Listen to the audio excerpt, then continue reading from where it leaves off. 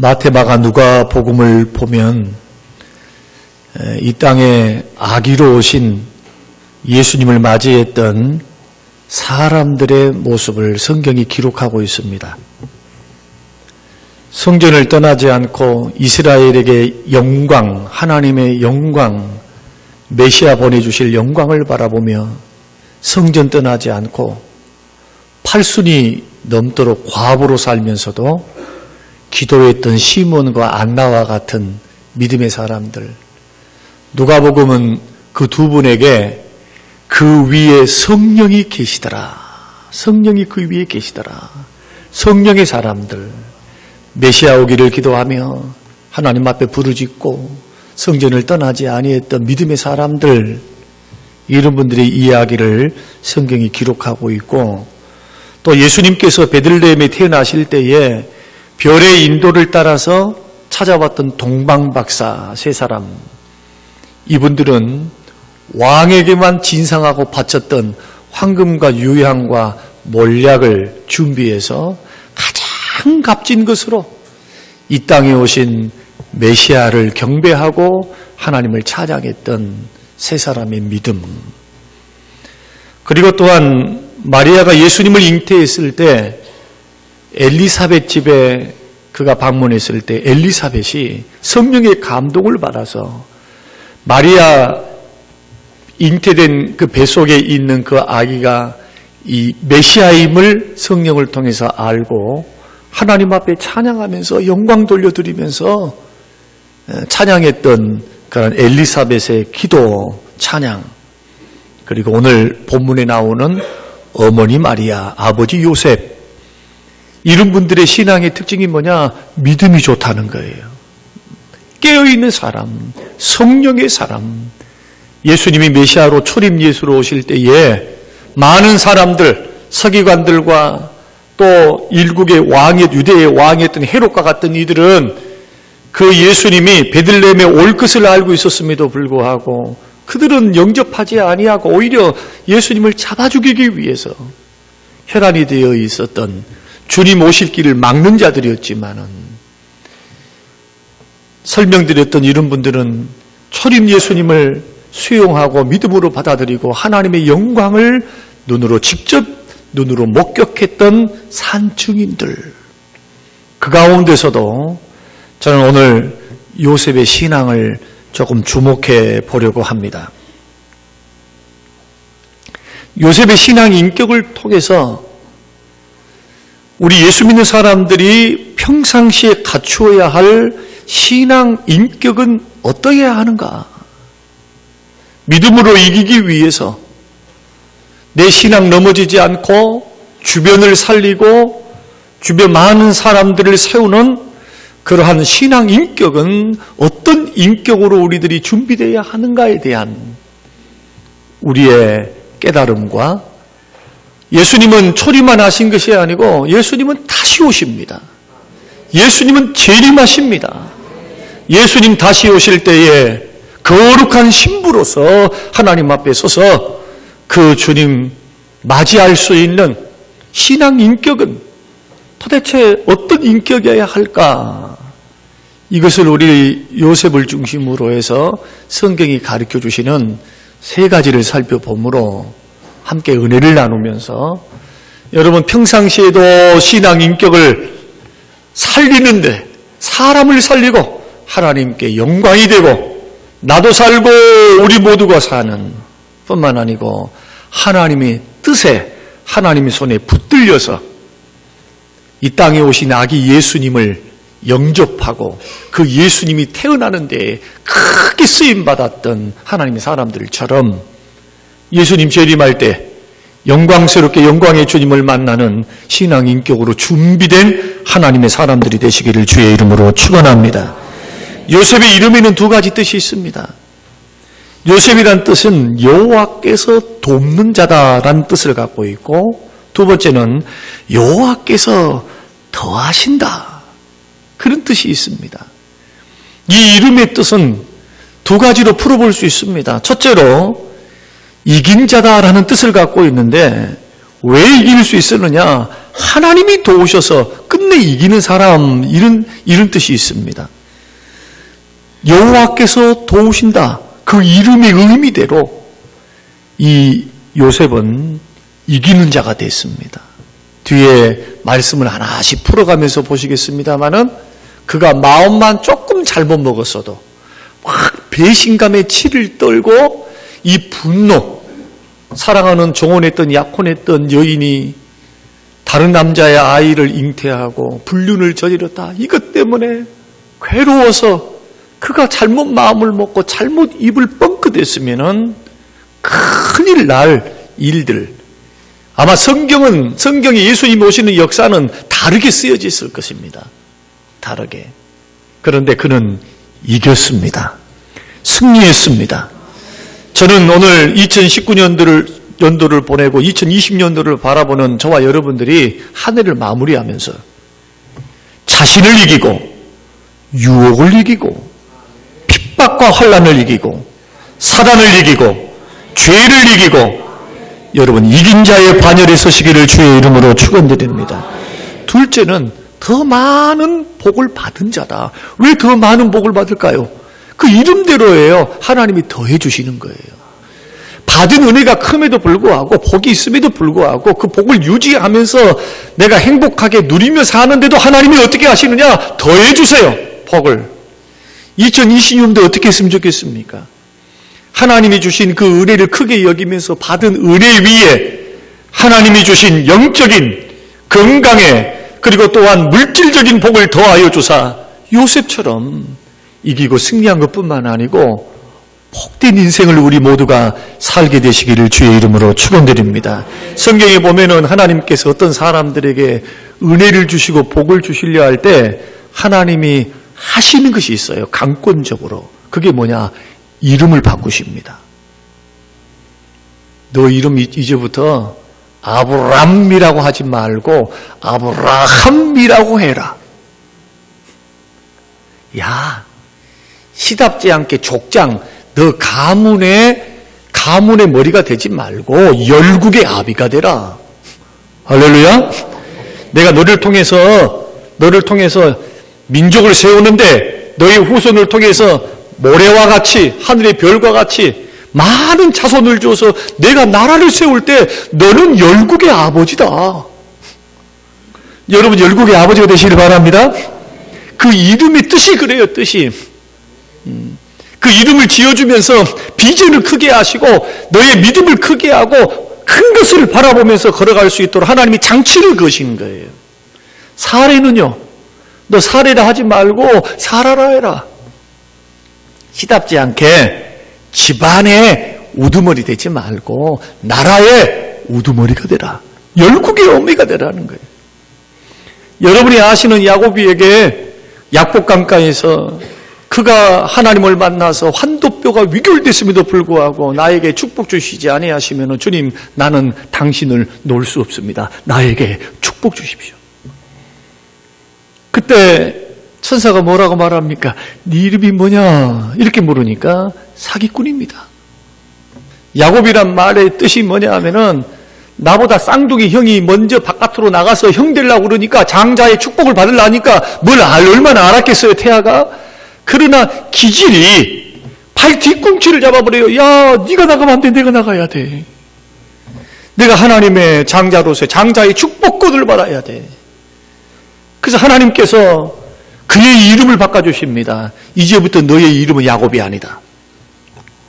축복받은 자, 하나님을 겨루어 이긴 자답게 너의 이름은 이제부터 이스라엘이다. 너무나 고맙게도 저의 이름은 안성주입니다. 편하라 안자에 성주 하면은 보통 사람들은 이름을 지을 때 한자를 쓸 때 어떻게 쓰느냐 하면은 이룰 성자에 주인 주자를 써요. 너는 이루고 주인이 되지 종으로 살지 말고 너 실패하지 말고 성공하고 주인으로서 너는 인생을 살아라. 그런데 저의 이름은 외삼촌이 지어주셨어요. 그 외삼촌이 목사님이십니다. 그리고 그 자녀들도 목사고 사모고 어떻게 지어주시냐 하면은 너 이름은 거룩할 성에 기둥주자를 써서 너는 하나님의 교회의 기둥이 되라. 이름대로 된 줄로 믿습니다. 이름대로. 얼마나 멋져요. 이 세상의 주인이 되는 것보다도 하나님, 핏값으로 산 하나님의 교회의 기둥이 되라. 그 이름을 늘 되새기면서 한자를 쓸 때마다 거룩할 성자에다가 기둥주자를 쓰면서 나는 거룩한 교회에 어릴 때부터 목사가 되리라. 중간에 하도 목회길이 힘들고 신학교 4년 다녀보니까 목사가 별 볼 일 없더라고요. 교회에서 힘이 제일 세신 분이 장로님이더라고요. 그래서 신학교를 졸업장 안 받고 졸업은 했어요. 그러나 졸업식 가기가 싫어.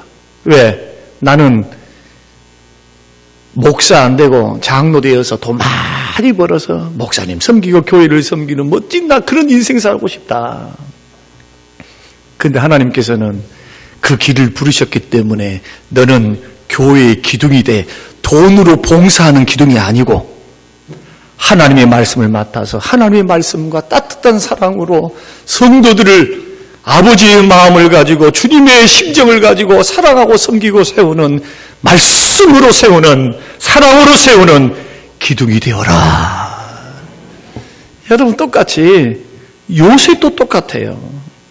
여러분이 이 이름에 걸맞게 요셉이 얼마나 이긴 자가 되었는지 저는 오늘 성탄 주일을 맞이하고 또 수요일 날엔 성탄 축하 예배를 드리면서 요셉처럼 이기고 또 이기고 이기시기를 주님의 이름으로 축복합니다. 그러면 요셉은 자신의 이름처럼 무엇을 이겼을까? 무슨 복을 그렇게 더 많이 받았을까? 한마디로 말씀드리면은 어려운 일을 이겨냈어요. 어려운 일을. 어떤 문제를 이겼습니까? 여러분 이스라엘 나라에서는 결혼을 할 때 한꺼번에 우리 이제 날 잡았으니까 결혼하자 이렇게 하지 않고 결혼 준비를 했습니다. 떨어져 살면서 이걸 가리켜 약혼이라 그래요. 1년이든 2년이든 대략 1년 약혼을 하는데 이 약혼을 하게 되면 정식적인 부부가 돼요. 그러나 같이 살지는 않습니다. 아직 준비가 미흡하니까 서로 각자의 집에서 살아요. 어머니 아버지 집에서. 근데 약혼했으니까 뭘 못하느냐? 우리 같으면 잠자리도 같이 하고 사랑도 나눌 것 같잖아요. 그런데 결혼식이 하기 전까지는 금기시되는 게 뭐냐? 동침을 하지 않습니다. 1년 동안. 결혼식 올리기 전까지. 그러니까 만약에 결혼식 약혼을 이렇게 했는데 둘 중에 하나가 죽으면은 과부가 되고 호라비가 되는 거예요. 법적으로 이미 동네에 이 주변의 동네에 아무개가 약혼했다 그러면 결혼했다 그렇게 인식을 하기 때문에 그 사람은 처녀가 아닌 거예요. 몸을 섞고 같이 사랑을 동침을 하지 아니했다 할지라도 누구의 그 남편이 누구였어 이렇게 말한다는 겁니다. 근데 큰일이 생긴 거예요. 약혼을 했고 이 믿음 있는 요셉이가 절대로 건들질 않은 거예요. 둘이가 사랑한다고 약혼을 했는데 사랑한다고 몰래 만나가지고 연애 걸면서 이런 일을 안 했다는 거예요.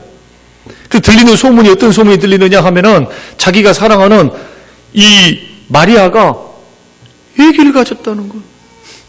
여러분 남자가 안 돼 보니까 그 심정을 모르실 거예요.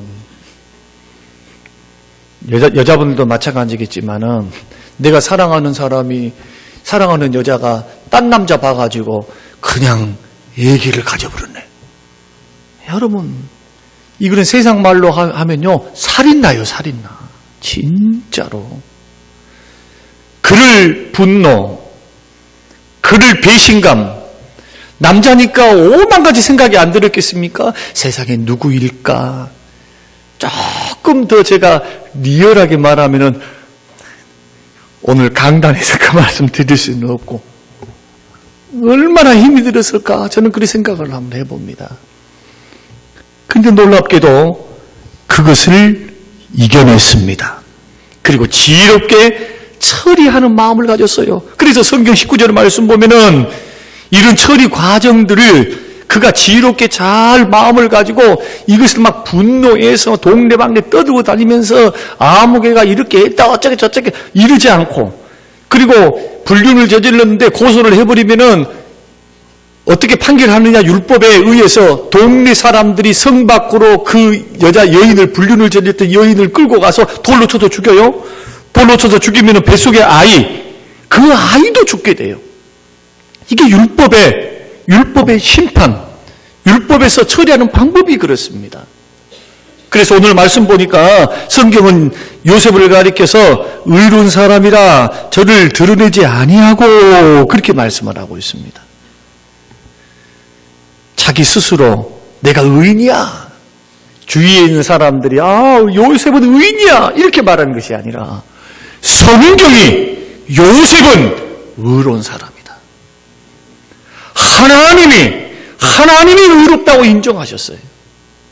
도대체 어떠했길래, 그의 신앙 인격이 어떠했길래, 어떻게 처리했길래 성경은, 하나님은 요셉을 가리켜서 예수님의 육신의 아버지 요셉을 가리켜서 의로운 자라 그렇게 말씀을 하셨을까? 그래서 오늘 저는 이기는 자의 반열에 서고 다시 오실 주님 앞에 우리는 승리자의 모습으로 서서 어리석은 처녀들처럼, 미련한 다섯 처녀들처럼 신랑이 오는데도 신부단장도 안 하고 쿨쿨 잠만 자고 등불 기름 떨어진 것도 모르고 등도 준비하지 않고 준비되지 않는, 참지 못하고 준비하지 않는 어리석은 인생이 아니고, 우리는 주님이 언제든지 오실 때에 기쁨으로 맞이할 수 있는 영적 단장하는 하나님의 사람들로 준비된, 이기고 승리하고 준비된 하나님의 신부 예수 그리스도의 신부로서 맞이하기 위해서 우리는 신앙인격 준비를 어떻게 해야 할까? 이것을 요셉을 통해서 보자는 겁니다. 첫째는 요셉이 이길 수 있었던 방법은 마음이 넓은 인격자였습니다. 19절 말씀 보니까 요셉은 의로운 사람이라 저를 드러내지 아니하고 그랬습니다. 드러내지 아니하고 아무도 몰래 조용히 처리하려고 했어요. 이 중심을 누가 보고 있었느냐? 하나님이 보고 계셨어요. 그 마음이 넓었기 때문에 그 가능한 일이죠. 우리들은 어떻습니까? 사람들에게 죽으라고 이 싫은 소리 하나 안 들으란단 말이에요. 누군가가 나에게 욕을 한번 해보세요. 그러면은 막 속에서 분노가 일어나요. 아이, 저것이 나한테 욕을 했어야. 또 칭찬 두 마디를 하면은 그 칭찬이 겸손으로 이렇게 승화되면 좋은데, 격려해주구나 생각하면 좋은데, 이것이 교만이 싹이 트기 시작해요. 또 어떤 사람들은 잘한 일이 있으면 자랑할 마음이 막 생기는 거예요. 자기 자랑. 그런데 더 심각한 것은 뭐냐?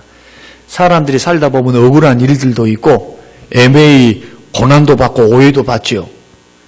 억울한 일 두 번만 겪어봐봐. 억울한 일 두 번만 겪으면 정신줄을 놔버린 사람이 있어요.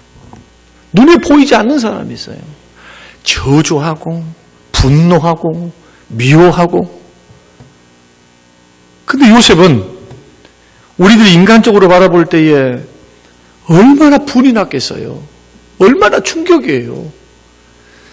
부모님에게도 부끄럽고 그쪽에도 부끄럽고 동네방네 이것은 부끄러운 일이야. 얼굴 두고 살 수가 없어요. 네가 얼마나 남자답지 못하고 네가 얼마나 관리를 못하고 네가 얼마나 쪼잔하면은, 아니 니를 놔두고 다른 남자하고 바람을 필 수가 있어. 막 이런 5만 가지 생각이 안 들었겠어요. 막 분도 났다가. 그럼에도 불구하고 어떻게 처리하려고 하느냐? 몰래 조용히 처리하려고 할 때 제일 먼저 싸움이 어디서부터 시작될까요? 마음에서부터 시작되는 거예요. 마음. 그러니까 성경에서 보면은 드러내지 아니했다 라는 말은 뭐냐면은 욕을 먹어도 안 드러내고 억울한 일을 당해도 손해를 봐도 마음의 손해를 봐도 인격의 손해를 봐도 이것을 드러내지 않고 처리하려고 하는 이 믿음, 신앙, 인격, 이것이 예수님이 이 땅에 오실 때, 육신을 입고 이 땅에 오실 때 다른 잡소리가 나지 않고 자 보세요. 우리의 구주가 이 땅에 오시는데 야 동네방네 시끄럽다네. 떠들고 야단 났다네. 요셉이가 그냥 막 떠들고 돌아다니면서 그러면은 지금 보세요. 2000년이 지나고 난 후에 이 말씀을 기록을 이렇게 해놨을 때 얼마나 여러분 예수님의 이 오신 길에도 많은 말들이 있었겠냔 말이에요. 그런데도 성경은 이것을 클리어하게 요셉을 하나님이 사용하실 때 그 믿음의 중심이 의로운 자이기 때문에 드러내지 않고 그것을 처리할 줄 아는 마음이 큰 사람이었다. 그러면 요셉의 마음 그릇이 이렇게 큰 까닭이 뭘까? 아마도 저는 제가 생각할 때는 이랬다고 생각이 들어져요. 나만 한번 침 한번 탁 삼키고 나만 딱 숨 한번 쉬고 참으면 마리아도 살고 뱃속에 아기도 산다. 생명 살리기 위한 것이 아니겠습니까? 생명. 자기가 고소하면은 그 아이, 죄 없는 아이는 죽게 생겼고, 그리고 또한 율법대로 한다면은 자기가 참지 못하고 이것을 덮거나 아니면은 자기가 품어버리거나 내 것으로 삼거나 하여튼 여하튼 자기가 둘러서서 이 아이는 내 아이야! 이렇게 감당을 해버린다면은 이 아이도 살고 마리아도 제2의 인생을 살 수 있는 길. 생명을 귀중히 여겼기 때문에 여러분 억울함을 참고 분을 참고 눈 다 감고 이렇게 처신했던 우리는 요셉의 신앙 인격을 보게 됩니다. 우리 주님은 다시 오실 줄로 믿습니다. 다시 오실 주님을 맞이할 신부된 교회가 이 땅에 살 때 잘해야 될 것은 뭐냐? 참고 기다리고 인내하셔야 돼요. 예수 믿는 길이 쉬운 길이 아닙니다. 이 믿음의 길이 넉넉한 길이 아니에요. 좁은 문을 통과해서 좁은 길을 걸어가는. 그래서 구원받는 숫자가 적다고 예수님 말씀하시잖아요. 우리는 핍박이 와도 참아야 되고 예수 믿는 사람은 오해를 받아도 교회를 떠나지 않고 오해를 받아도 믿음 포기하지 않고 하나님 앞에 서서 주님이 반드시 신원해 주시리라. 하나님이 도와주시리라. 누가 나를 질투한다 할지라도 억울한 일이 생긴다 할지라도 또한 주님이 더디 오신다고 오신다는 주님이 더디 오신다고 조급해가지고 여러분 그렇게 굴지 않고 신부단장하면서 등과 기름을 준비하면서 언제든지 주님이 찾아오실 때에 맞이할 수 있는 인내. 저는 이런 교회, 이런 준비된 성도가 성림교회 우리 모두가 되시기를 주님의 이름으로 축원합니다. 두 번째는 그가 이길 수 있었던, 승리할 수 있었던 신앙 인격 두 번째는 뭐냐 하면은 깊이 생각할 줄 알았습니다. 20절 말씀 보니까 뭐라고 말씀을 하시느냐. 이 일을 생각할 때에 그랬습니다. 이 일을 생각했다. 무슨 생각을 했을까요? 어떻게 하면 원수를 갚을까? 어떻게 하면은 내가 이 마음의 손해를 받고 이 억울하고 이 분이 난 것을 내가 어떻게 한번 풀어볼까? 어떻게 하면 골탕 먹여볼까? 이 생각했을까요? 반대입니다. 어떻게 하면 하나님의 영광도 가리지 않고 하나님의 뜻도 이루고 사람도 살고 어떻게 하면 자기도 손해보지 않는 그 방법은 무엇일까? 선한 목적을 이루기 위해서 그래서 어떻게 하면은 하나님께 욕이 되지 않고 영광이 되고 어떻게 하면 사람들 앞에서 덕이 되고 어떻게 하면은 사람을 살리는 일인가에 대한 생각, 이 묵상. 왜냐하면은 의로운 사람이라 죄된 생각에서 골탕 먹이고 분노를 다 표출하면서 나는 억울합니다, 힘듭니다 이런 식으로 대항하는 것이 아니고 어떻게 하면은 생각하는 게 생각. 하나님께 영광이 될까? 덕이 될까? 사람을 살리는 방향으로 갈까? 옛말에 어른들이 이런 말도 있고 속담도 있잖아요. 생각 없이 길을 가다가 담벼락 가다가 심심해가지고 돌멩이 하나 들어가고 그냥 집 안에 그냥 딱 던졌어요. 그래 뭐 쨍그랑 장독대가 깨져버린 거예요. 나는 생각하고 안 보여. 그 던졌어요. 그냥 심심해서. 여러분, 우리는 무심코 던지는 말들이 사랑하는 사람들에게 상처를 준다는 사실을 아셔야 돼요. 무심코 던지는 말. 가까울수록 잘 알아야잖아요. 가까울수록. 특히 저는 우리 사랑하는 성도님들에게 제안하고 싶어요. 남들이 말할 때는 잘도 참고 남들이 어떻게 할 때는 잘도 넘어갑니다. 그런데 세상에 자기 자녀가 그러는데 자녀한테는 못 참아.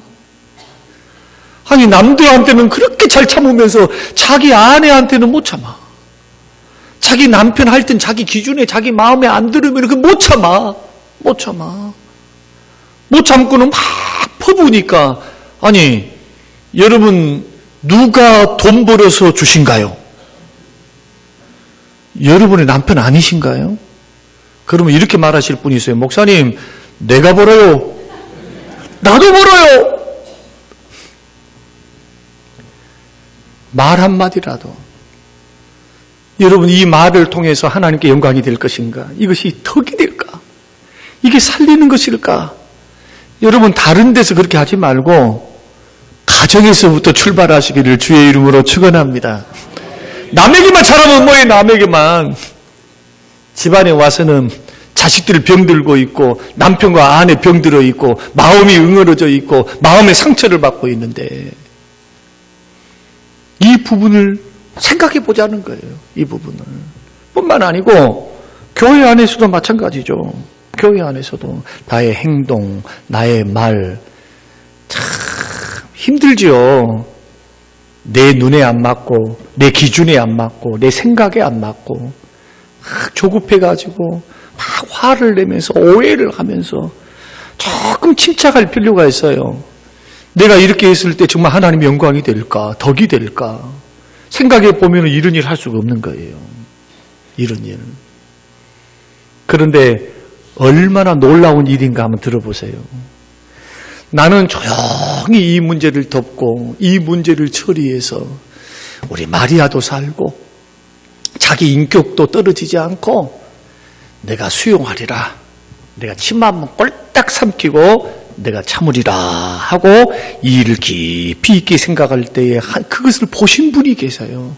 누가 보고 계세요? 하나님이 보고 계셨죠. 하나님께서 하나님의 천사를 보내가지고 뭐라고 말씀하시느냐. 야야, 꿈속에 나타나버려요. 현몽이에요, 현몽. 꿈에 나타나서 말씀하시기를 야야, 요셉아, 너 마리아 데려오는 것을 두려워하지 말아라. 그 여인 부정한 여인이 아니다. 분명히 임신했다. 그러나 성령으로 잉태됐다. 왜 성령으로 잉태됐느냐? 그 뱃속에는 예수, 저가 자기 백성을 저희 죄에서 구원할 예수, 세상을 구원할 예수, 죄인들을 구원할 예수, 하나님의 역사를 통해서 구원할 그 예수님이 육신의 몸을 입고 이 땅에 오실 때 너의 아내 마리아를 의뢰를 주사 마리아를 통해서 성령이 역사하신 것이다. 죄가 아니야. 여러분, 우리가 믿음의 길을 걸어갈 때, 다시 오실 주님을 바라보면서 인내하며 참으면서 믿음의 길을 걸어가는 것은 얼마나 좋아요. 그렇게 해야죠. 올해도 참고 믿음 포기하지 않고 주여 핍박이 오고 가난이 온다 할지라도 주여 다시 오실 주를 바라보면서 우리가 믿음으로 걸어갈 수 있으면 얼마나 큰 축복이에요. 믿음 지키면서 승리하는 거. 그런데 또한 우리가 가정 안에서, 가정 밖에서, 교회에서, 사업도와 직장에서, 우리가 이웃과의 관계 속에서 어떤 일들이 일어날 때, 어떤 일들이 발생했을 때, 어떤 것들이 우리에게 주어졌을 때 내 마음이 괴롭고 힘들고 답답하고 정말 성격 같아서는, 정말 성질 같아서는 이렇게 하고 싶은데도 불구하고 생각해 보는 거예요. 한번 이게 과연 하나님께 영광이 될까? 이러면은 살리는 것일까? 내 속만 후련할 뿐이지 내 안에 계신 성령님은 근심하시고 내 안에 계신 성령께서는 그것을 기뻐하지 아니하셔서 오히려 영적인 더 도움이 되는 것이 아니고 영적인 마이너스가 될 때가 얼마나 많나는 거예요. 근데 나는 선한 의도를 가지고 하나님 앞에 하나님의 영광을 위해서, 사람을 살리기 위해서, 그리고 또한 합력하여 선을 이루기 위해서 선으로 악을 이겨가면서 보복하지 않으면서 내가 그런 선한 의도를 가지고 서 있으면, 내 할 일을 하고 있으면 누가 역사하시느냐? 하나님이 마무리 지어주실 줄로 믿습니다. 하나님이 일하기 시작해요. 이거 믿습니까? 이거 믿어야 예수 믿는 사람이에요. 이거 믿어야. 그 일이 그것으로 끝날 것 같아요? 안 그래요. 보고 계시고 판단하고 계신 분이 계세요.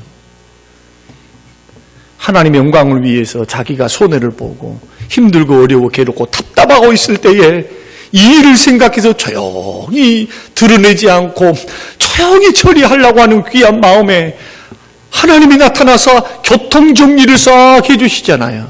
할렐루야. 이런 신앙 인격, 나도 살고 주변도 살고 자녀도 살고 순도 살고 교회도 살고.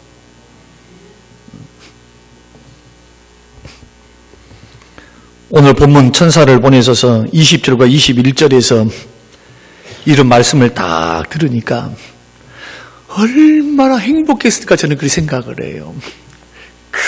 그렇지. 마리아가 그런 여자가 아니지. 내가 선택하고 내가 만나봤지만 우리 마리아 그런 여자 아니야. 그럼 그렇지. 응? 내가 동네방네 떨고 다녔으면 큰일 날 뻔했다 이거. 얼마나 기뻤겠어요. 꿈이었어도. 그런데 이기고 승리하는 신앙 인격 세 번째는 뭐냐? 하나님 말씀이 들리면 즉시 순종하는 것. 할렐루야. 하나님 말씀이 들리면 즉시 순종해야 돼. 24절 말씀 보면은 요셉이 잠에서 깨어 일어나 주의 사자의 멋대로 행했습니까?